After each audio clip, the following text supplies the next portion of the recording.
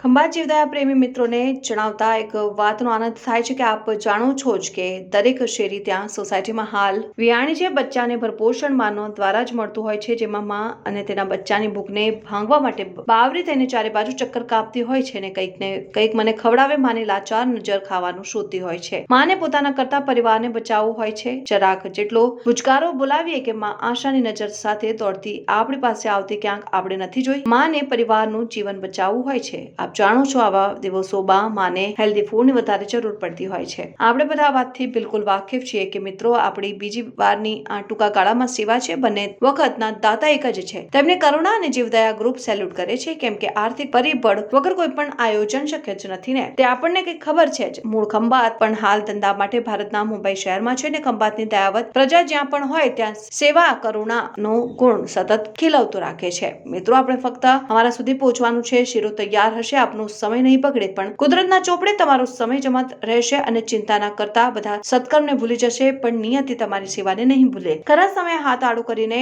આવનાર દુઃખને પાછું ઠેલશે અને એમાં બે મિનિટ નથી. ભગવાન પર ભરોસો રાખજો. જીવદયા કરવા વાળાની તંદુરસ્તી જાળવવાની જવાબદારી નિયતિ પોતાના હાથમાં રાખેલી છે. મિત્રો આપણે શીરો બનાવ્યો છે અને અગાઉની સેવામાં પણ 400 કિલો બનાવ્યો હતો, પણ આ ફેરી પણ આટલો જ બનાવીશું. આવજો ભૂખીમાને આપણે ફક્ત નિમિત્ત ભરીને પુણ્યનું ભાથું બાંધવાનું છે. આપણું આવું ને વિયાણી માની ભૂખ સંતોષવી એનું કોમ્બિનેશન બલબલા કર્મને બાળી ભૂટકા બોલાવી દેશે. રિપોર્ટર અશ્વિન ખત્રી.